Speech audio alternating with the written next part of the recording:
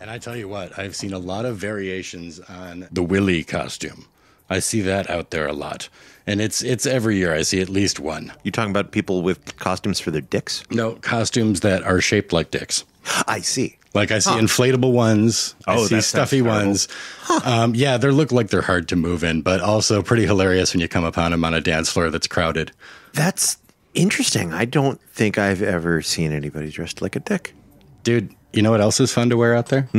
Those inflatable T-Rex suits. And you get like a good bright light on your head that points straight up to make it glow. It's easy, just, point up a headlamp. I went to a Resco show at Camp Question Mark. I'm wearing one of those inflatable T-Rex suits. One of those ones, it's like 8 feet tall when it's fully up there. It's one of those like Jurassic Park ones. And it bounces around because it's got a fan that's coughing in the dust. But it's, really constricting and hard to see through, but you get into this crowd. Get out of my way, I'm a fucking T-Rex. And people moved, and everybody's like, it's great, and moving out of my way. And then I bump into this girl. She's got like stick straight Jan Brady hair. And she like looks at me and her blue eyes get all wide. And she just lets out this blood curdling scream that went on until she ran out of breath and it got all ragged. And then she took another deep breath and started doing it again. And I'm like, I'm going to go buy you. I don't want any part of this. Yeah, do that once. That's rad. Keep doing that. Like, I'm concerned I'm hurting you, or like I'm going to have to deal with other people in a minute. Nobody wants to get their mind hurt. Now I want to do that. That's a lady who you can tip over and tell her she's a glass of orange juice and she never comes back. I mean, it sounds like something I'd want to do at the end of the week because I'm sure I'd have a rash for the next, 4 weeks after wearing that thing for 45 I don't minutes. think so, because, it's inflated with a little fan at your hip. Like, it's probably pretty nice and cool in there and not rashy at all. Well, the thing is at night, and the sun's not beating down on it, it's remarkably comfortable because that little fan's drawing in the cold air. And I was just wearing like a T-shirt. I think I had on a pair of jeans just so that the little cupping on the bottom didn't chafe my bare legs, because it is plastic. It's also something that can be deployed at the edge of a dance floor. Like, so you can keep this in your bike basket. And then you go to the edge of the dance floor, put it on, and then you're not dancing. You're trying to get the dancers out of your fucking way so you can get to the stage. I got up on stage, and I stood next to Resco dressed as a fucking dinosaur, dude. Nice. I had such a good time that night.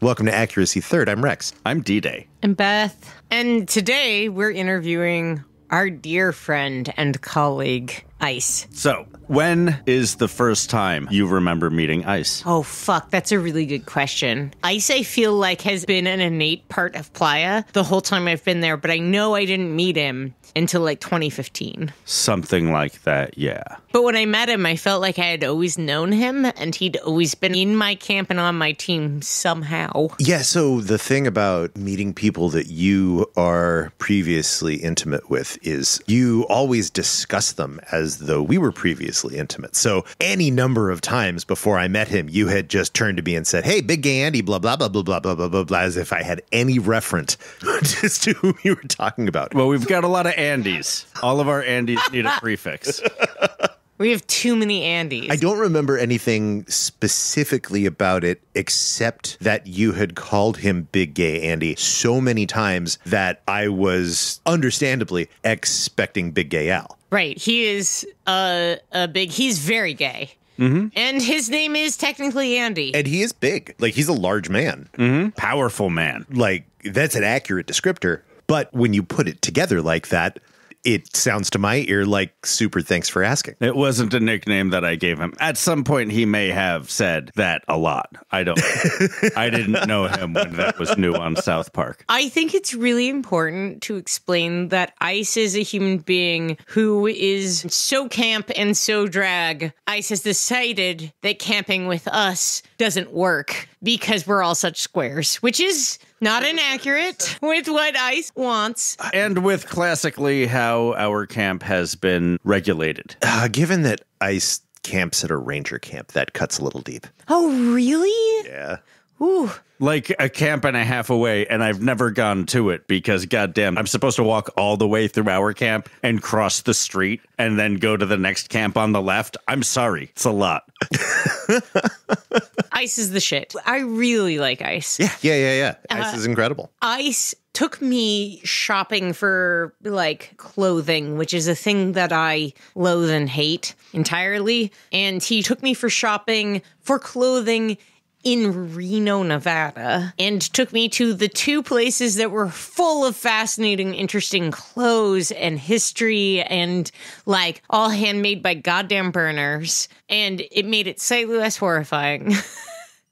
Also, that boy, if you are in Reno, if you are a Reno person, Ice probably wants to be your friend because that boy needs a lot of social. Or probably already is your friend. Already is your friend. Yeah, y'all know Ice? Do you know Andy, the retired drag queen? The human being who is Baba Yaga in Baba Yaga's house? The only Baba Yaga I recognize. Mm-hmm. Did Ice graduate from being a drag queen, or did he graduate all of drag? Ice drag queened so hard so that Ice didn't need to drag queen anymore after like 35 or 36 or something like that. He had drag queened fully.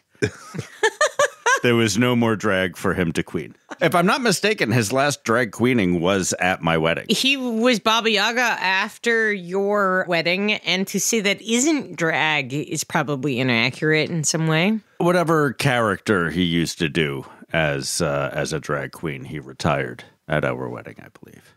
And also, like, it's unfair to gender Baba Yaga. That is true. Very true. But drag is fair for Baba Yaga. Sure. Like, that's not a clear gender. That's just a thing. But he may be in drag, but he's not doing drag. It's cosplay. Godplay.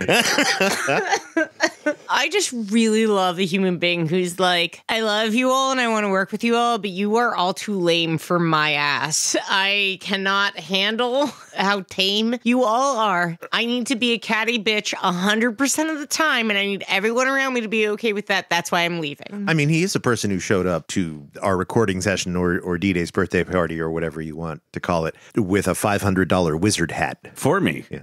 It's spectacular. It's beautiful. It's one of the best gifts I've ever gotten. It is not like you went and saw the Dungeons and Dragons movie and there was that kid from the cartoon show in the background with his wizard hat. It is a wizard's hat. Like, you look at it and you're like, oh, that's a hat for a wizard to wear. Good thing I spent like 6 months making myself a cloak last year. Oh my God, that's a terrifying cloak to match that hat. Thanks. How did you meet Ice? You knew Ice before any of us. I did. I don't know exactly when I met Ice. I liked his gregarious nature and desire and ability to say anything, while also being a little bit annoyed with like exactly how much and familiar he was with me. But that's my own thing. I had to work through. It's sometimes difficult when people see you so thoroughly, so immediately. Yeah, that's also kind of Ice's thing. Oh, yeah. Ice is a drag queen through and through. Ice can, like, stare you down and know who you are. Mm-hmm. That's why Ice can be Baba Yaga. Mm-hmm. Ice can see someone walk into a room and see their best and worst in a moment, and then is a kind of catty bitch about all of it. Mm-hmm. Mm-hmm. We have been through a lot together at this point. Never imagined that he and I would be as close as we are, but I am thrilled to have adopted my ex-wife's friend into my Burning Man family. It is always very important to have a person in your Burning Man tribe who can make chai in a cauldron and handcraft you wizard hats. I also think it's important to surround yourself with people who will call bullshit on your bullshit. One should have that in multiple quarters of their life to keep you honest and true. Ice is painfully funny. Like, oh, yeah. Painfully. Unfortunately, many, if not most of us, are brilliant and very funny. Just not always, Rex. And control yourself, Beth. I mean, I'm not always painfully funny. This is Ice. That's how you want to start this? This is terrible. Yeah? Well, what's your idea, Beth? I'm not editing it. I don't have any ideas. Now's our friend Ice.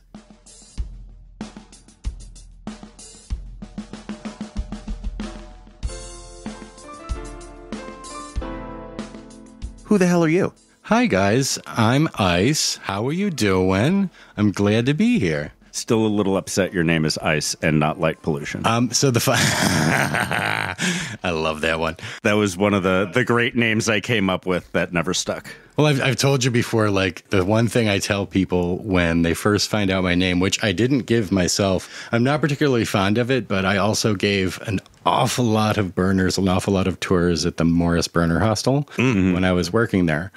And it is very hard to change your name when you've had that many burners pass through your fingers. And seriously, I can connect myself out there in less than like 5 degrees to most people easily on Playa, easily. Maybe even less than 3. And so now you're Ice forever. Yeah, I'm stuck with it. But you know what I tell people? It's either like Hocus Pocus or like one of those inexplicably multicultural 1980s movie street gangs, you know, where they like pan the camera over the rainbow coalition of faces. And at the end of the line, there's like this short white dude with a jerry curl and a red leather jacket. He pulls out like a flip switchblade and goes, "Ice." Yeah, that's me. Yeah, it's no sharks over here. Like we're not a monocultural street gang. Two-thirds of the gang looks like they're dressed for jazzercise. Truth. Fact. It is a fact. And one of them is Jeff Goldblum. Mm-hmm. Oh.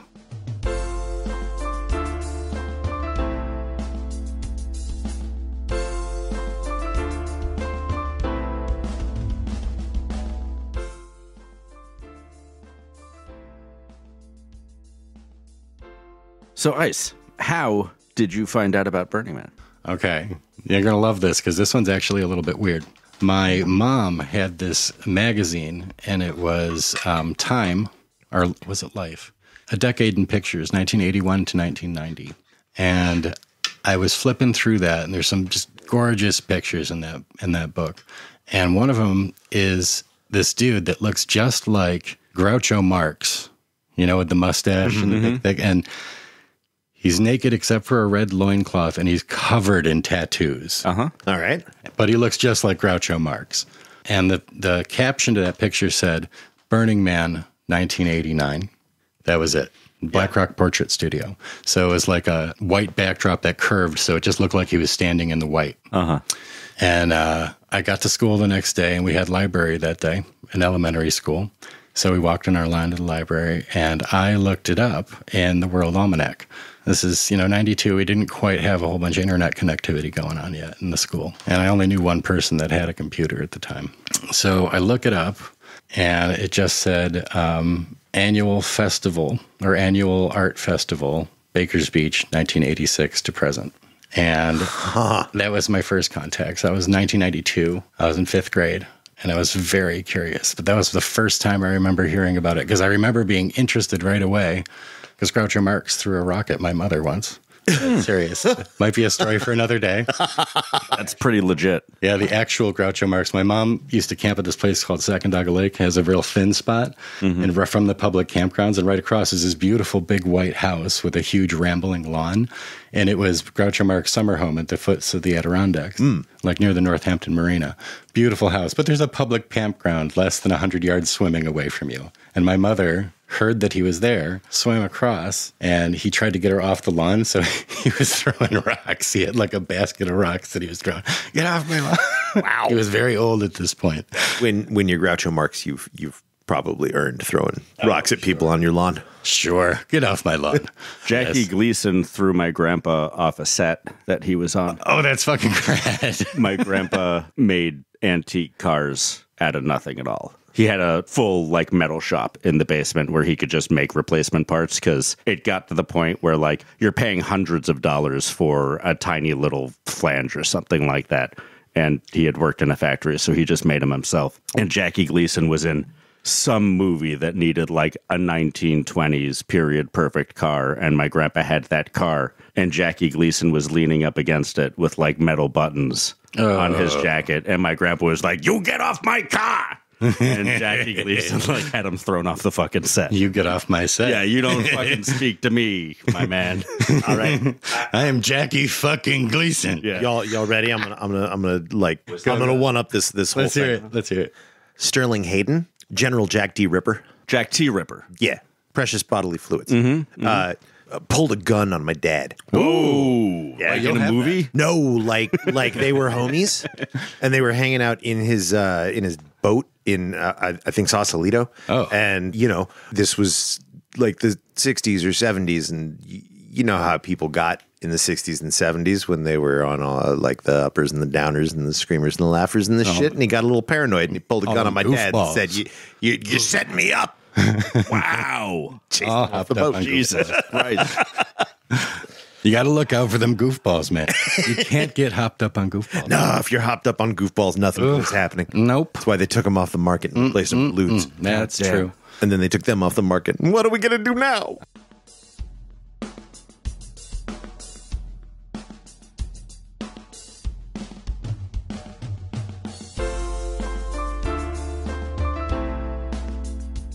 So, Ice, you're in 5th grade, and you find out about Burning Man. Mm-hmm. So what happens between then and when you actually get to the burn? How do you follow that trail down? So I started gaining access to the internet. And so it had pretty much gone dark except for that information until Helco. There was a rough year on Playa, 96. My first experience online with it was the Helco commercial. I still haven't seen the Helco commercial. I know of the Helco commercial, but please describe it for it's these demons, basically. It's like they're trying to sell you a timeshare, is what it sounds like. It's like a timeshare seminar, and it's 2 demons in suits and like a really nice 1996 woman's powered suit dress thing. Yeah, I think I might have seen this. It's got, the mall bangs, all of it. So that was like the first thing I saw. But then all the pictures that I saw all had dust in them. So I just assumed that by day, it was always dusty because I never actually saw a picture of a clear day on Playa. Oh, so you assumed fairly accurately. And you couldn't really take a picture that was clear on Playa back then, I don't think, with old analog cameras. Oh, that's true. Like most of the pictures from Playa early days were taken with like shitty disposables. Yeah. And Instamatic. Yeah. And like even if it was a clear day, your lens was completely Playa-fied. The first couple years I went to Burning Man in 2006, 2007, we got a pack of disposables from Costco before we went out. Like we had a pack of 6 or 12, and then you'd get back and you would have to pay to have them develop. Oh, yeah. And you would be paying for like 3 cameras worth of film to be developed that was complete nonsensical garbage. The inside of your fucking backpack, just the color like green going into white. I've still got some prints of the year I took my APS camera out there. You guys remember APS? No. Advanced Photo System? Oh, you fancy. I remember those letters being on a camera, but I don't know what that means. You fancy. It was the dumbest damn thing. It had bigger than 35 millimeter format film. Yeah. But then in the barrel of the camera, it had shutters so you could frame it down to landscape or square. God. And you could just like cut off some of your exposure. That stuff would be good enough to put on stickers. Oh, it was so bad. I think that format was out for like 3 or 4 years. I just happened to catch it. I had this little digital camera my first year in 2008, and my mom had upgraded to another one, so I got her old one, and I got my own card for it. But again, I never realized that we had clear days. Right. So I got this thing in this little hard shell that zips up, and then that goes into like one of those shoulder bag things that zips up. So I was trying to keep it dust free. Only the first day was dusty. It was also the dustiest fucking day in Burning Man history. Opening day of Burning Man 08. It was an 18-hour pummeling. We were all excited because we broke 40,000 or 50,000 that year or something. It was 35,000, I believe, was my first year. And that was the year of the Grand Experiment, too. Do you remember the Grand Experiment? Where they widened the city? Oh, that was from fucking like awful. 1.25 miles to 3 miles. And then we had the worst fucking storm because Mother Nature said, oh, no. I'm in charge. And then she slammed us with this dust storm that made it like 12 inches deep of uncooked brownies. So you couldn't really ride your bike on it. That was like the first year I didn't have a flat tire every goddamn day. Yeah. And I still couldn't bike anywhere. You couldn't because it was just grab it. The whole thing was Playa Snake. Like for those of that are uninitiated, a Playa Snake is a drift of like loose playa that sort of forms into a snake-like pattern according to the movement of the wind across the flat playa. It's pretty cool, but you don't want to ride your bike through it. It just grabs your tire and takes all of your momentum and throws it away. Yep. And just grabs you and you'll go over your handlebars unless you get a fat tire. Then a fat tire is right through it for the most part. Oh, I had that last year for the first time. They're great. Like I bought a new bike before I went to Playa and it was fucking so decadent. I was just looking at new bikes this afternoon. I'm looking a little bit at an electric. Don't judge me. Don't fucking judge me. Just fucking keep it under 15 miles an hour, maybe. Yeah, keep it on the lowest assist. You know what? You're not my real dad. I don't appreciate it being called out like this. I had so many fucking people almost hit me. like staring right at me. No, for with real. me lit as fuck, and they still like almost killed me. And then we're just like, hey, watch it. I took my electric out this year. Isn't it primo? Well, it was a mixed bag. I wasn't planning on doing it. I just didn't realize until like I was packing that I didn't have a Playa bike anymore. I don't know what happened to it. So I brought my commuter bike out and I may have ruined it, which is like why it's a mixed bag. I haven't actually tried it since I cleaned it off and I put it in there. Good news, though. It's really heavy. Yeah, it is. But I never went fast on it. I left the assist on the lowest level, but it just meant that like it didn't matter what the Playa I was up against was like. I could always go same speed. Didn't matter if I was riding into the wind, same speed. That is nice. I don't care if you want to bring an electric bike out if you're going to ride it like that. That's the fucking tits. I want like those wings that the Vulture from the Spider-Man movie has. Oh, yeah. Like Harrier jet wings. That would be a great way to wander the Playa. I honestly want an electric chariot. Yeah. I really want that. And I mean, it'd stand up on it. It'd be fine. Like I could put a little bar on there so I could like lean up on it and put on my dinosaur suit. Like, you know, it'd be also, I probably would need a trailer because as it is with the cauldron and everything like that, it's, I'm going to keep mentioning it and eventually I'll get around to explaining. Good. There's a note. Shit, where was I? The cauldron. Oh, sure. We'll go back to that. That's probably, I mean, that was as good a time as any because I was pretty much just, chariot. Yep. So I would I've already got everything full because this cauldron takes up a good amount of space. The one that I currently have is 8.5 gallons. We call this thing Hag's Brew. So what I got this buddy named Tweeter who is a really, really good welder and he's got a really good brain and he's a great person. He makes really, really good shit with welding. So he made this beefy ass adjustable tripod that can stake into the ground. It's made out of L channel and it's all welded together beautifully. They're numbered. It's collapsible. It can hold up to like 2,500 pounds. Oh, good. Nice. Yeah. So I'm looking at the three of us will be fine on top of it. Oh, yeah, absolutely. Great. Yep. It's beefy. It's like 1/4-inch steel. And then it sits over a propane fire pit, which we got some red fireglass and then these steel skulls that are in there that have fire on the bottom of the big cauldron that we hang over it, like a witch's cauldron. So everybody in every culture has a witch mythos. And there's a very Jungian archetypal thing of seeing a cauldron over a fire. That sounds very Jungian. And then hanging down the center of it, we've got a big ladle, and then the thing comes off, and Tweeter thought of everything. It's got like these little links that hold the lid on top, and we got my little bar. So I take their cup and I put in this coconut milk mixture that has a little honey in it, and then I froth it up in their cup, and then we go over to the cauldron, fill it up, and I usually make a really nice masala chai. It's very, very good on your throat at night. So all frothed up like that. It's also a little bit thick. And if you want it to be a little sweeter, we can add more honey to it. All you have to do is look at us and say more weight. I would like my chai heavy, please. No, just say more weight. Heavier. More weight.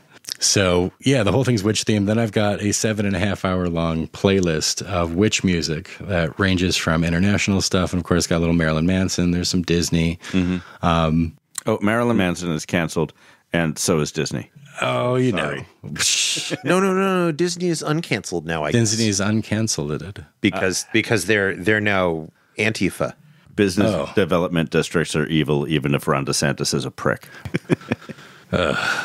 Don't get me going on politics. Fucking Ron DeSantis. We'll save that for the other podcast that we don't produce and no one would listen to. I say harumph, sir.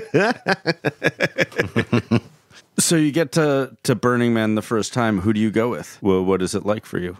And why did it take you so long? 2008? Come on, what the heck? You know, Poverty, man. And living in poverty wages. Syracuse. Yeah, living in Syracuse and poverty wages. Oh, have I shown my West Coast privilege? You got to take like 3 fucking weeks off to drive across the country Yeah, and be poor and go to Burning Man. It's not easy. I just had to quit one job. I did 5. Then another job. I did 5 from Syracuse. But yeah, no, my first one, I just sent everything in this big coffin-sized box over, I haven't gotten her permission to use her name, but I'll say my friend G's house.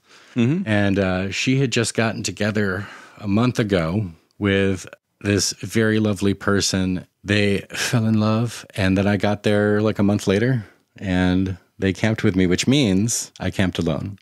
You know what I mean? Like they were still in like that honeymoon phase. Oh man, you hang up first. No, you hang up first. Blech. No. I actually, the first couple of days, like I kept like walking out and like looking at art, but I was having trouble. What's the word I'm looking for? Having trouble like meeting people. Like everybody already seemed to be like kind of paired up, and I just wanted to like go on an art tour. And Burning Man can be a really lonely place sometimes if you're like single. my loneliest burn was 17, but that was a rough year. That was my introspective burn. Yeah. Sometimes we have to have introspective burns. You don't get the burn. They're you like want. trips. You get the burn you need. Like, sometimes you have a whole week-long experience that is not what you were looking forward to. Yeah. Gave you something worthwhile. Yeah, you get the burn you need. So anyway, a lot of time passed, and I was in poverty. Finally, like the chance to go 2008, like I forced it. Like I was like, screw it. I'm just gonna fucking go screw everything. And I did. And I had an absolute blast. That was 08. But the first 4 days I was like super shy. So here's something stupid. A friend, Kelly Leedy, describes Burning Man thusly. She says, Burning Man is very stupid. It's full of stupid people doing stupid things. And it's the kind of stupid that made milk shoot out of your nose in middle school at the lunch table. A lot of it. Like, and I agree with that. She's a wise lady and I adore her. Yeah. So anyway, I'm having trouble meeting people. Friend of mine out there, not going to say who, gave me a little grip of a certain inebriant substance that comes on paper tabs. And roughly half of a 10 strip. And because I was bitching, I'm like, I haven't really met a lot of people. It's been kind of lonely. Like, just want to like say hey. So I got this thing, and I was looking for somebody who wanted to do that and do a walking art tour. Still my favorite thing to do at the burn on foot, because bikes are bullshit. You can't be social on a bike. You can't. I like to walk out there. You can be way, way, way more in it. Yeah, bikes give you a certain momentum that causes you to miss a bunch of stuff. So much stuff. Bikes have a specific utility. I actually am a big fan of the hybrid experience, where you migrate on bikes to a starting point, latch your bikes together, take a walking art tour, return to bikes. Yes. This lets you cover great space. Indeed. And for those of you who are uninitiated, 6:30 is roughly when the sun is 4 fingers above the horizon at the end of your day. When your sun is 4 fingers above the horizon, it's time to get back to camp, get ready for the evening. Go eat. Maybe wipe off your taint because you stink. Might as well rub one out. Your pants are off. I don't know. Chafy. All that chafy. Yeah, but don't you want to be able to be present to conversations you have with people? You mean you don't rock a defensive condom? Oh, man, I am never unsheathed unless I'm urinating. Oh, God. You wear it? Really? No. It is all offense down there all the time, as far as I'm concerned. Can you imagine just walking around Playa condomed? I hear it helps you grow back your foreskin if you're someone who doesn't have a foreskin. Not me. I wouldn't do that. That's stupid. I like foreskin. I wouldn't know. Fair. And balanced. So, didn't want to do it on a bike. It's 6:30 p.m., right? And I have found nobody that wants to split this amount of inebriate that comes on paper tabs with me. So I said, I really got to pee. It's like 6:30. I'm out by the airport fence. I see a bank of porta potties. I go in the porta potties and I say, fuck it. Tonight's for me. I'm going to go out and have a good time. And I took all 5 of those hits of paper inebriate. Heart was really racing. Well, here's the thing. I was in a porta potty. I just put it on my tongue. How much time has elapsed? 7 seconds.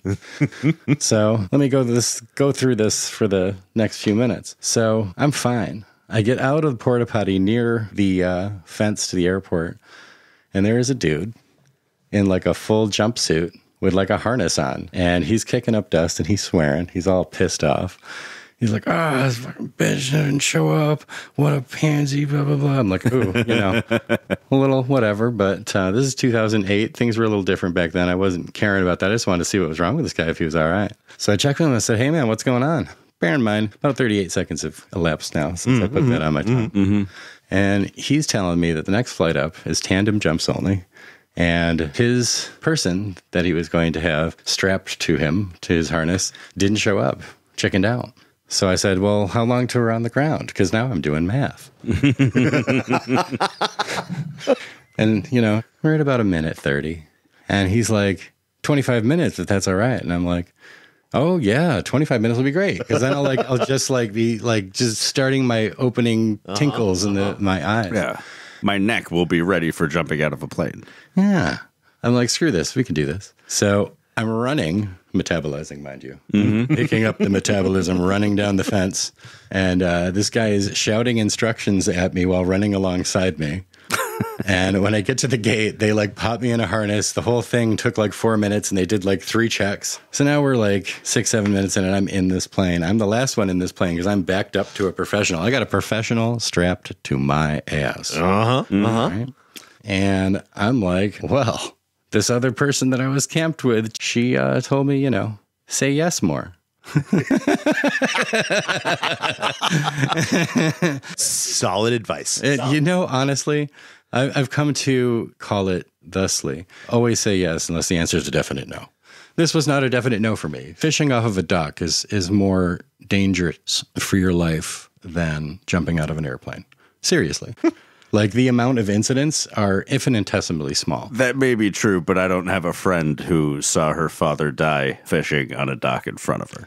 Well, that's different. So you can then jump out of an airplane and be fine. I'm just saying fishing is dangerous. Sure. Yeah. But Water skydiving sports, is less so by a long shot. So I'm thinking in my head, fuck it, whatever. I can do this. So we're taxiing now, right? And I guess. we get to the runway. There's another flight in front of us, and they're not moving. We look over, and as we turn, there's a huge fucking haboob. It's big fucking fuck you dust storm out of nowhere. A wall. A wall. Thankfully, it was a very short wall, so it was 15 minutes, and it was we were getting ready to. He's like, well, let's wait an hour, see what happens. I'm like, oh, good. Oh, boy. So not the 25 minutes you initially stated. Well, sir, it's an adventure. Let's have an adventure.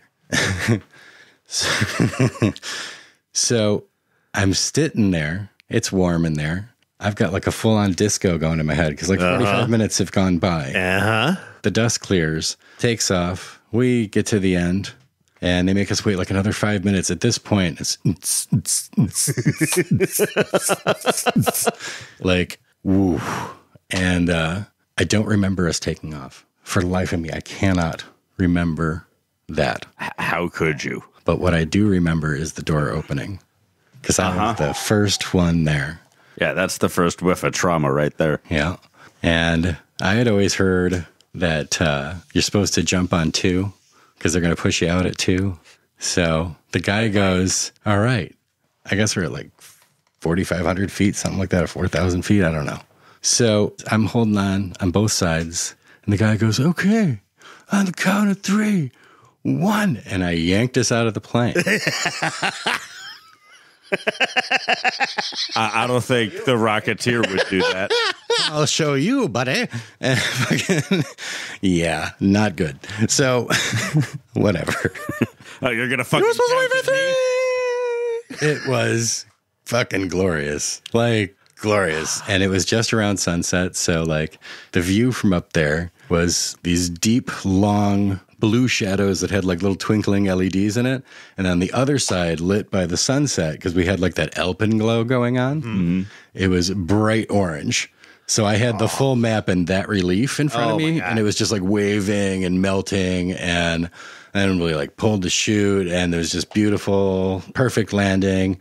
And I'm like, I'm on acid. And the guy goes, oh, fuck. He goes, oh, shit, I gave it away. Oh, well. I'm winning at being high. And he goes, I don't know whether to hug you or punch you. And I put out my arms and go, come on. He gave me a hug and a patch. Then You were going to get to go at all, bitch. Oh, that's a patch earned. And then like there. 10 minutes later, I'm walking around on Playa, and I met this person who was super nice, and we walked around, and he had also by himself taken some. And we did an art tour, and then we ended it was the maiden night of the Lady Sassafras, and we made love while leaning against the captain's wheel that he was pretending to steer it with. Nice. What is the sassafras? The Lady Sassafras is a art car or a mutant vehicle, that is a like gambling ship. Like a riverboat. Oh, yeah. And it's got like a woman Showboat. at the front. Yeah. Not the showboat, the Lady Sassafras. That's the one with the mermaid in the front. The showboat's different. Oh, yeah. The showboat's like slightly more Southern style. This one's slightly more Creole style. Gotcha. Like, yeah. But it's built out of the wreckage of Hurricane Katrina. Oh, shit. Oh, wow. Yeah. The cool thing about it was they were having a crew only night, and I walk up to it with this dude. And there's this boatswain at the bottom guarding the stairs up. And this woman is like, I'm going to tell the deep swin. A bosun? A bosun. Sorry. Bosun. Boatswain. I can't English right now. So, some words I've only ever read. Fair. Bosun. It's a silent W and a T. That's also And silent. it is sometimes spelled BO''S.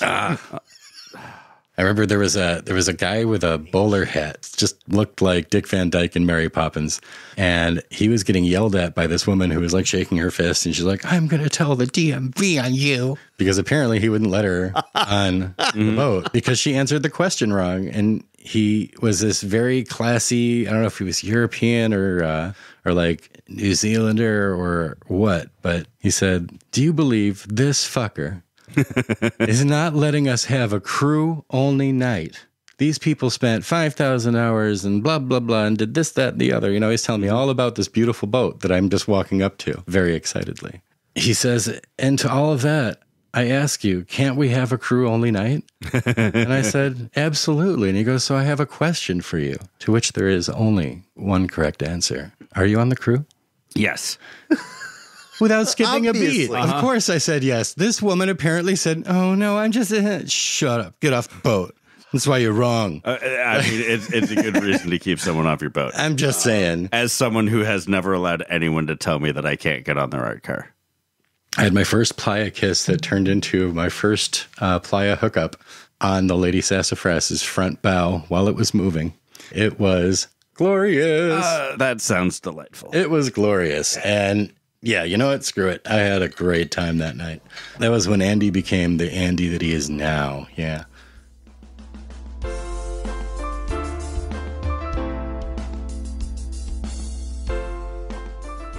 What is the worst, tackiest piece of art you have seen at Burning Man? The worst and tackiest. Actually, I think I was with you when we bumped into this in Deep Playa. Me and you were walking, and we came across like this thing. It was like made out of like pallets stuck in the ground and like some car parts, and it had like a police siren. It just kind of looked like a car accident. Yes. And at the same time, you look at it and you go, gee, I wonder why they put this out in Deep Playa. Fucking Dadaism. I do have a vague recollection of that being some bullshit. Yeah. That was the worst one. I've seen pretty bad, but that one I think would have to be the worst one for me. God, your jacket was bright that year. You'll get the fuck over You it. gave Like me it. a fucking headache out the corner of my left eye. I consider wearing that particular blinky jacket kind of like, I call it the fame coat now because you can't walk 10 feet without somebody stopping you to talk about it. That's pretty cool. That's how you meet folks. Sometimes you peacock a little too hard. It's like a coat that lets you know what it would be like to be David Bowie at your local A&W. You know, just like over at the Piggy Wiggy, pushing a cart around.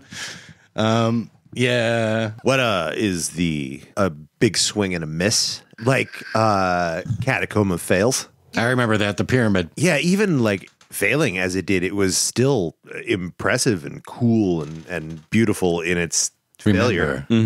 If you're going to fail big. Yeah. Accuracy third. Ooh. Oh, man. Big fail was, although it was beautiful and it was touching to be inside, but the burn execution was a fail for me, was Embrace. I don't know. Those people look like they were burned already. Yeah. Sorry. It's a Freddy Krueger joke. Kind of sorry. Not sorry. Fuck you, kid. You're Man, don't shingle a thing. Also, it's not even just a thing. Do you know what they shingled? Do you know what the base of that stupid thing was? I mean, I loved it. And again, it was beautiful. But you know what was basting it? What was holding it up? It was like chicken wire, right? Wrongo. In the center of it was 2 water towers. That's right. 2 wooden water towers with huge treated cedar poles for the legs, 3 of them each. And guess what's designed to be flame retardant, not burn? Cedar. Yeah. Poles. So they couldn't pull it down. Remember, they kept snapping the oh fuck lines because it wouldn't burn down. So I don't know what happened the night before Embrace burned. And I did a thing far too late at night or in the morning. And then that thing was still going on at like 7:30 or 8 o'clock. As I was walking in from Deep Playa in the sun, dehydrated, figuring out how to fucking put one foot in front of the other, and just at some point realizing that Embrace was on fire and that the shingles from Embrace were flying out into the wind like fucking playing cards set on fire in front of a fan. It was beautiful, though. It was gorgeous. Beautiful. It stopped me from wandering back to camp. Yeah. It was so fucking early. Yes, it was. Ungodly early. I hadn't slept yet.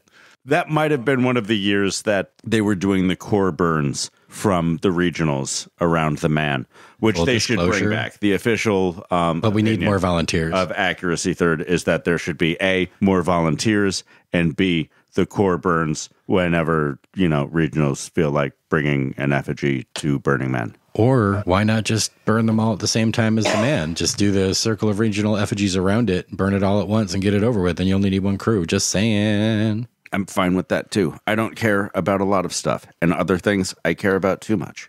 That's the trap, isn't it? It's a trap. So I was thinking about fail big. Gotta fail big. And I'm trying to find the year that this piece was out there. So 2005, there was this thing called The Machine. So this is a picture of it. That's fun. Did it burn pretty? It didn't burn. They didn't burn it. So What? I think there was too much steel in it to burn. So it was this big circular platform. And you guys can see in this photo that it's all geared underneath. Yes. Outboard from this platform that you could climb up the center axle of and into. And would it spin?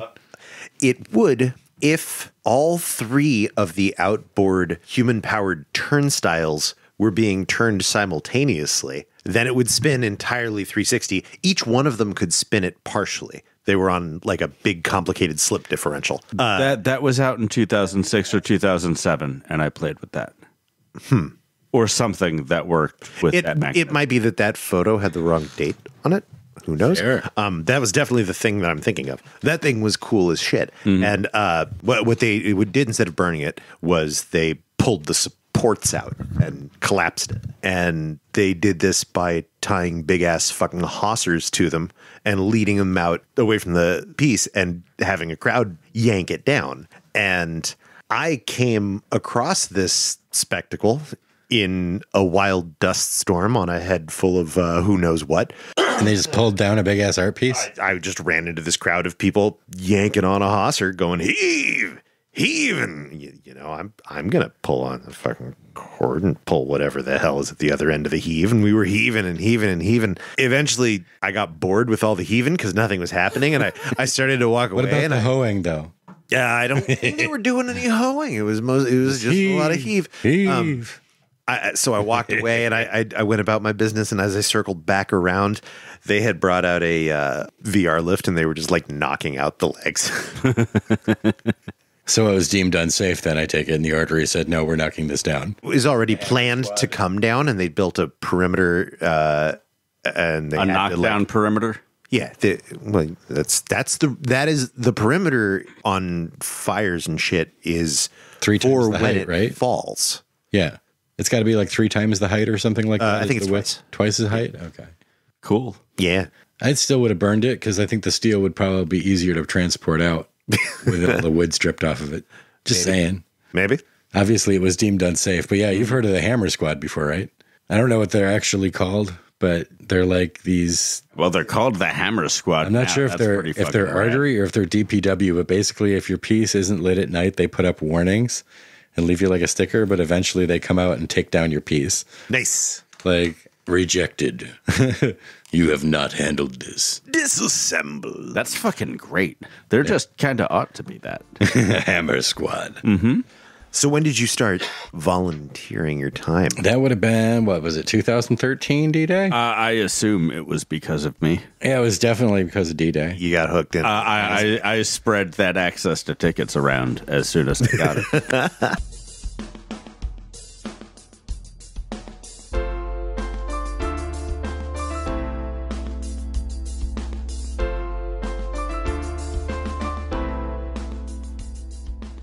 You know what's really interesting? I learned from a certain dude on Playa that silk doesn't hold dust. How about Kevlar? Oh, it definitely will hold dust. But he had this super dusty tent with all this shit, and he goes, oh, look at this. And he grabs the corner of it. It was this big rainbow silk scarf, 1.5 feet wide, 10 feet long. And he pulls it out, and all the dust just falls off of it. And it's the brightest thing that I've seen in days. Wow. Because it was such a dusty year this year that it was literally the brightest thing I saw in days. There was nothing stuck to it. Sounds like I need a silk cape. Yeah. It's got to be real silk, though. You got to find the real silk. We live in the Bay. Someone has a silk tablecloth somewhere. We can go to Chinatown and get all the silk we want. The thing about Chinatown, a lot of that's polyester. They wouldn't lie on fabric, though. No, we're locals. We'll just tell them, no, we're not tourists. Show me the real Chinese silk. Give me that San Francisco shit. I'm reproducing the River of Blood rope from 1992's Dracula, starring Gary Oldman. Yeah, that particular robe, I would love one of those on. Uh-huh. A River of Blood. I wouldn't mind that hair. Or those the giant butthead. What's your, no, really, I'm trying to convince you should go to this Burning Man place story. Oh, boy. So many things. And it's not for everybody. That should be put out there. If you're lousy at camping and you don't like to get a little dirty, maybe go someplace like fucking Disneyland with your cute little family. I've always said that everybody is invited. Not everybody is going to have a fun time. Yeah. No, it's a lot true. of people are never going to come back a second time. It's true. Hard party. No, the trick is pace yourself with anything. Pace yourself and always find time to sleep. That's the big thing. Those are the biggest advices I can give you is trust the dust and take time for Twix. So there's this movie called Girls Will Be Girls that I quote all the time. And it's basically a movie about women. There's no women in the cast. It's all drag queens. My very favorite one, her name is Evie in this. I was in a porta potty taking a piss and it was dark out. And then suddenly, whoosh, the whole porta potty glows red, like orange. And I open up the door, and here's Gloria Estefan singing, "Come on, shake your body." And the octopus, El Pulpo Mechanico. Uh-huh. Yeah. And Alex is here. I was in the middle, and the other dude was here. And then it gets, come and shake your body. And it gets to that end part, and the whole thing puffs up. So there's a fireball coming out of every orifice there. Yep.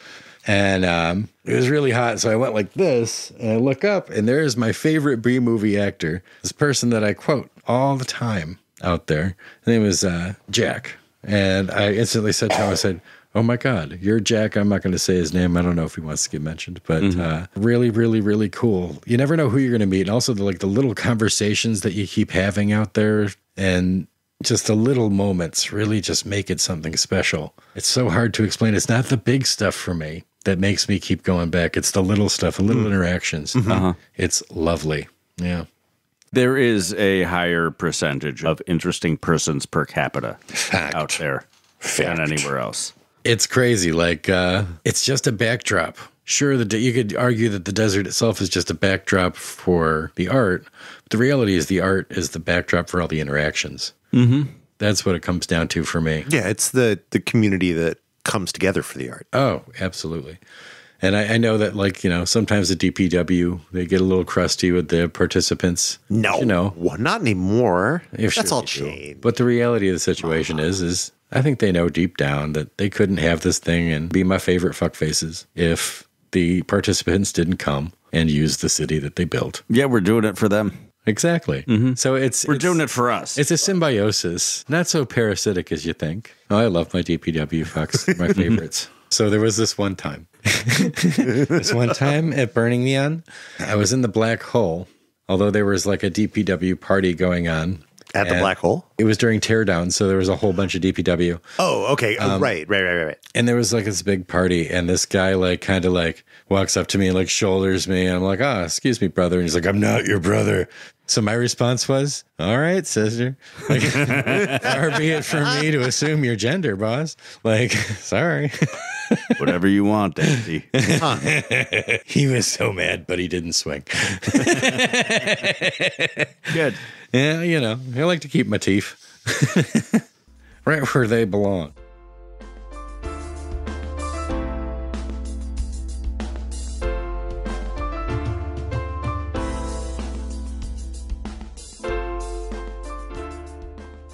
That was Ice. That was Ice. We have to bring him back because he mentioned the Morris Burner hostel. Hotel? I'm pretty sure it's a hostel. The Morris Burner thing, Bob. The Morris. It is a fixture of Burning Man history and lore. And I didn't really know about it at all until I started working there. And I only nominally know about it now. Yeah, we only just learned that it's not. It is no longer. So we'll have to find out what it is at a later date. Maybe it was a hotel. Do you know about the Morris? Do you know about something else in Burning Man history? Of course you do, because you've done something in our big collective global duocracy. So do this. Send us an email at accuracy3rd@gmail.com and come share your story about whatever it is you did. You can come visit us in Oakland and hang out in the studio and drink beers and sit and get real stoned or not. That's your choice. Or you can call us on the internet and we'll get your story that way too. Either way, if you don't, we're just going to keep putting our friends on and eventually we'll run out of cool friends, right? Well, we go back to Burning Man every year where we re-up on new cool friends. True story. We haven't even interviewed all of our new cool friends from last year. That's true. We still have a waiting list from cool friends from last year. Yeah. And if you would like to be our new cool friend, come on the podcast, be new and cool. Oh, it does sometimes go in that direction too. Speaking of which, are you coming to Burning Man this year?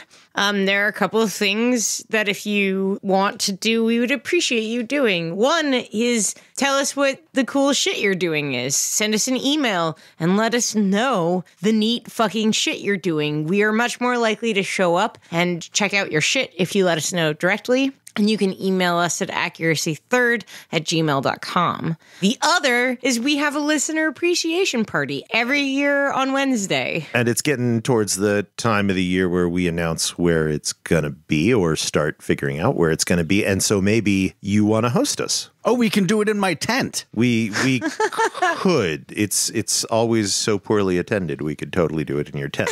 Make us all wonderfully comfortable. We did it in Center Camp last year, and that was good. That was fine. We can do that again. That's an option. But if you've got a camp with a social space and you want to stick us up in it, hit us up. I think onward and outward. We did our home. We should go out again and foist ourselves upon someone else's petard. Yeah. So if you want to host us, we show up with 3 reluctant integrators with the social community, which means bartenders. And we will come with our own alcohol and a bunch of swag.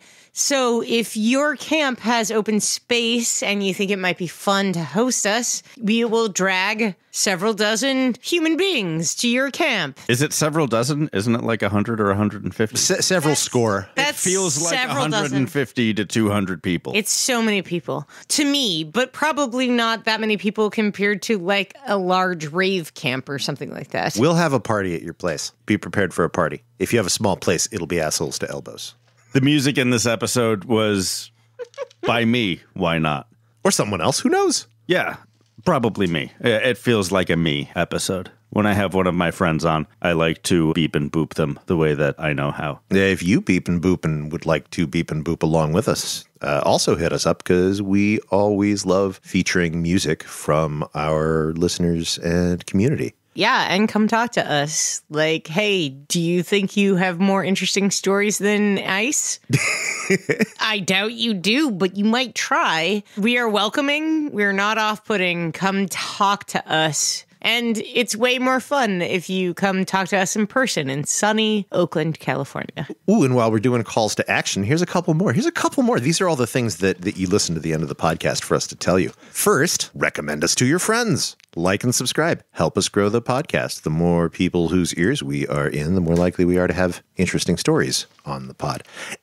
And What is your second thing? hey, it's May when we're recording this. Maybe it'll be June by the time this is coming out. But that means that Burning Man is coming up goddamn soon. And maybe you're bringing a virgin with you. That can be a pain in your ass, but you can really cut down on how painful your ass is going to be at the end of this, if that's not a thing you're into, by feeding your virgin our vag. It's right there in the feed. You just find the Virgin Acculturation Guide. You send them the link and you say, don't ask me stupid questions again, please.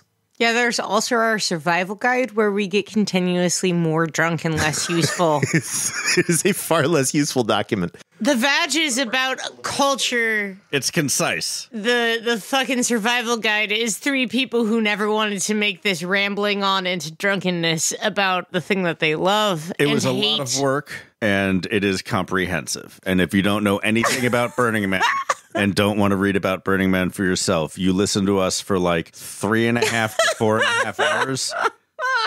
Like 7 years ago. And if you want to hear the second most irritated I've ever been on these mics, make sure you listen all the way through section 3, which episode was my section to edit. Ass. Mm-hmm. Yeah. Mm-hmm. If you want to hear Max get pissed off at Beth and I not shutting up at him, listen to episode 3 of the Survival Guide. It is quite possibly our best work.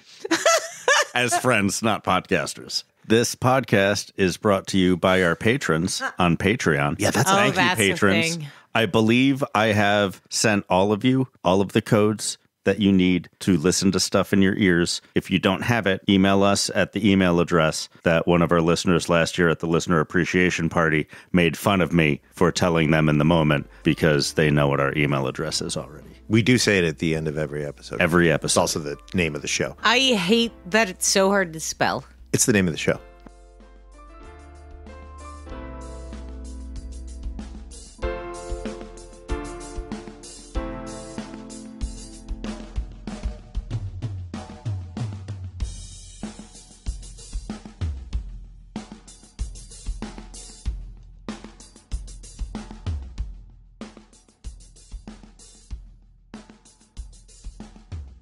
I've got some ideas for art cars, but art cars are so much fucking work, and somebody's got to stay sober to run them, and gotta have a ground crew. All of us have sober friends. Oh, well, I want the Wonkatania super bad. So bad.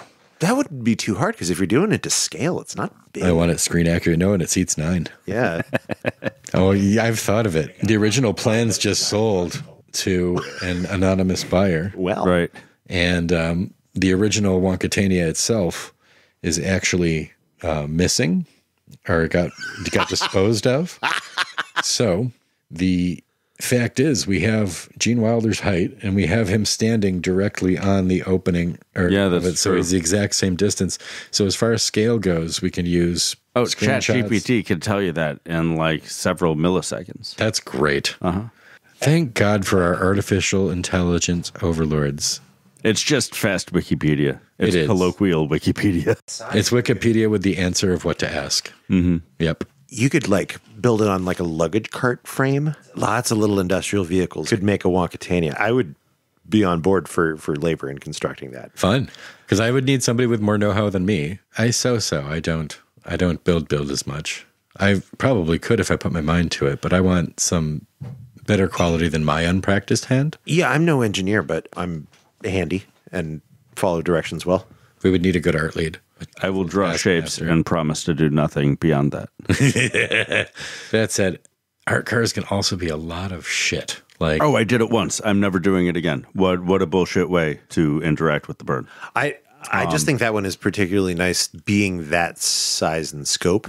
Like, you wouldn't need a ground crew. Like, you'll have clear vision of the entire playa around you as you're piloting it. But still, like, you put all that effort into making one, you're not going to bike, you're not going to walk, you're not going to interact with the community in the same way. You're going to be someone in an art car. You just don't make that your whole burn. I want models of the Oompa Loompas. I want one or two to spin the wheel. Yes. Like 2 little like mannequins, and then I want one up steering, like on the little stand. Yep. You know, that guy actually thought he was steering the Wonkatania. Oh. They told him that it wasn't on a track. They told him that he had to steer it. They told him in German. That is very good direction. So they're like, no, you actually have to steer the boat. That's why the guy looks so intense. Next time you watch Willy Wonka and the Chocolate Factory, the guy steering the Wonkatania, he thinks it's real. Okay, so here is how the Wonkatania could be a thing that would change the game.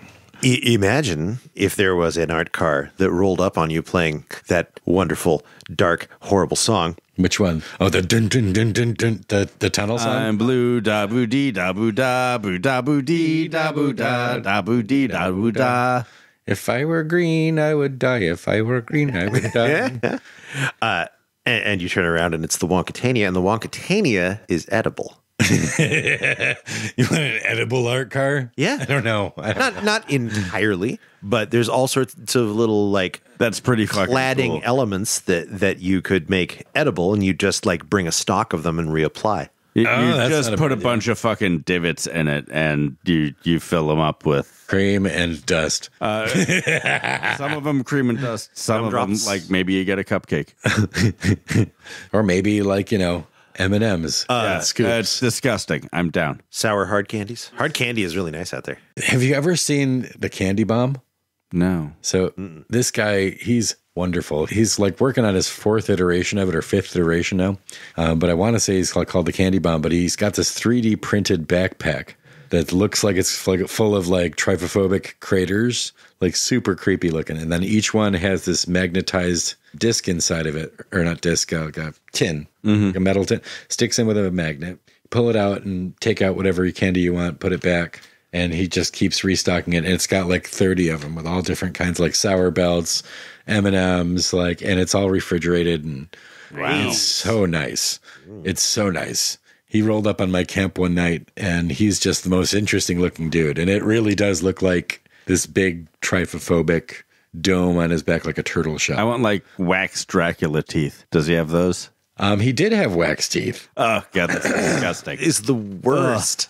You got to Not spit even it a out candy. eventually. It's not.